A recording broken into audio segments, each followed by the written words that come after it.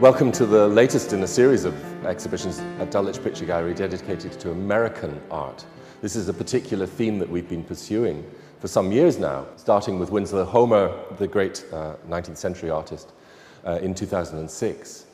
This latest show comes from one great collection, one of the oldest and largest corporate art collections in the world, which belongs to Bank of America, Merrill Lynch. Their collection focuses on 20th century American art. And that is what this exhibition does too. Remarkably, for an exhibition of this size, every single work in the show comes from that single corporate art collection. Also remarkably, considering that it covers a full century of American art from about 1900 on to the end, to the present day in fact, every single one of the artists represented in this show, and there are 4, belongs to one family. The remarkable Wyeth family. The Wyeths are most famous for their middle son, Andrew. Andrew Wyeth died last year, aged 91.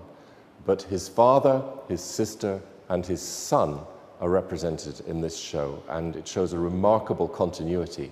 Something genetic and extraordinary is going on in this show. Let me introduce them one by one.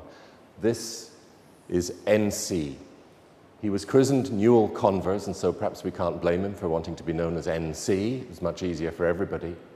He is the patriarch of the family, born in 1882. And NC is famous in his own right. He's one of the greatest of the golden age of illustrators in America. Let's see his son.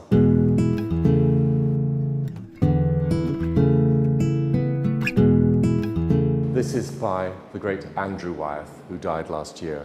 A typical work by him in tempera, a very difficult, slow, exacting medium.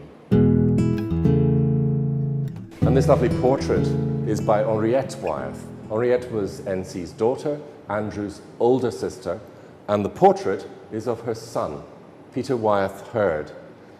Peter Hurd, Henriette's husband, was another artist. They worked in New Mexico. Henriette died aged 90 in 97.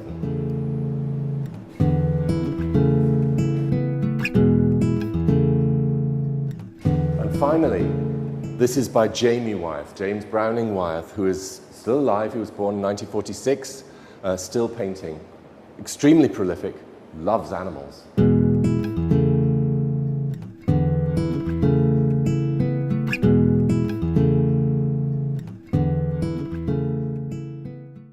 The Bank of America collection allows us a full survey of the works of this remarkable family, very evenly balanced and of very high quality throughout.